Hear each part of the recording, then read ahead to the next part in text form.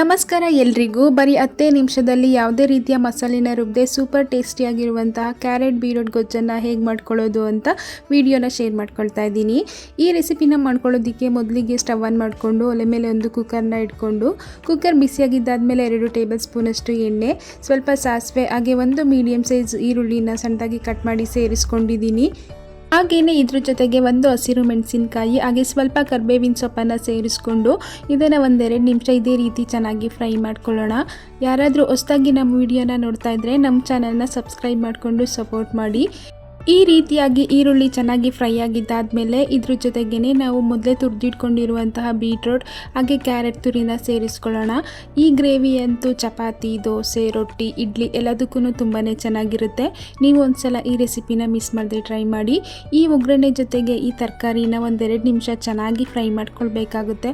ಆ ಹಸಿ ಸ್ಮೆಲ್ಲೆಲ್ಲ ಹೋಗೋವರೆಗೂ ಚೆನ್ನಾಗಿ ಫ್ರೈ ಮಾಡ್ಕೊಳ್ಳೋಣ. ಯಾವಾಗಲೂ ಪಲ್ಯ ಮಾಡ್ಕೊಂಡು ತಿಂದು ಬೇಜಾರಾಗಿದ್ದರೆ ಒಂದ್ಸಲ ಈ ರೀತಿಯಾಗಿ ಗ್ರೇವಿ ರೀತಿಯಾಗಿ ಮಾಡ್ಕೊಂಡು ನೋಡಿ. ತುಂಬಾ ಈಸಿಯಾಗಿ ಮಾಡ್ಕೊಳ್ಬೋದು. ಯಾವುದೇ ರೀತಿ ಮಸಾಲೆನ ರುಬ್ಕೊಳ್ಳೋ ಅವಶ್ಯಕತೆ ಇರೋದಿಲ್ಲ. ಈ ರೀತಿ ಚೆನ್ನಾಗಿ ಮಿಕ್ಸ್ ಮಾಡ್ಕೊಂಡಿದ್ದಾದಮೇಲೆ ಇದ್ರ ಜೊತೆಗೇ ಒಂದು ಚಿಟಿಕೆಯಷ್ಟು ಅರಿಶಿಣ ಪುಡಿ ಹಾಗೆ 2 ಟೀ ಸ್ಪೂನಷ್ಟು ಸಾಂಬಾರು ಪೌಡರ್ನ ಸೇರಿಸ್ಕೊಂಡಿದ್ದೀನಿ. ನಿಮ್ಮ ಹತ್ರ ಸಾಂಬಾರು ಪೌಡರ್ ಇಲ್ಲ ಅಂದರೆ ಅಚ್ಕಾರದ ಪುಡಿ ಹಾಗೆ ಧನಿಯಾ ಪುಡಿನ ಕೂಡ ಸೇರಿಸ್ಕೊಳ್ಬೋದು.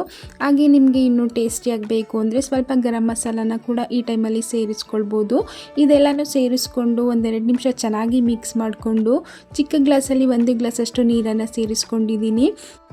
ಎಲ್ಲ ಸೇರಿಸ್ಕೊಂಡಿದ್ದಾದಮೇಲೆ ಒಂದ್ಸಲ ಚೆನ್ನಾಗಿ ಈ ರೀತಿಯಾಗಿ ಮಿಕ್ಸ್ ಮಾಡಿಕೊಂಡು ರುಚಿಗೆ ತಕ್ಕಷ್ಟು ಉಪ್ಪನ್ನು ಕೂಡ ಸೇರಿಸ್ಕೊಳ್ತಾ ಇದ್ದೀನಿ. ಹಾಗೆಯೇ ಇದ್ರ ಜೊತೆಗೇ ಸಣ್ಣದಾಗಿ ಕಟ್ ಮಾಡ್ಕೊಂಡಿರುವಂತಹ ಕೊತ್ತಂಬರಿ ಸೊಪ್ಪನ್ನು ಕೂಡ ಸೇರಿಸ್ಕೊಂಡು ಒಂದ್ಸಲ ನೀಟಾಗಿ ಮಿಕ್ಸ್ ಮಾಡಿಕೊಂಡು ಕುಕ್ಕರ್ ಮುಚ್ಚಳನ ಮುಚ್ಚಿ 2 ವಿಷಲ್ ಕೂಗಿಸ್ಕೊಳ್ಳೋಣ. ಈಗ ಕುಕ್ಕರ್ ವಿಷಲ್ ಆಗಿ ಕೂಲ್ ಆಗಿದೆ ಕೂಡ ಓಪನ್ ಮಾಡಿ ನೋಡೋಣ. ಕ್ಯಾರೆಟ್ ಬೀಟ್ರೂಟ್ ಗ್ರೇವಿ ತುಂಬಾ ಚೆನ್ನಾಗಿ ರೆಡಿಯಾಗಿದೆ.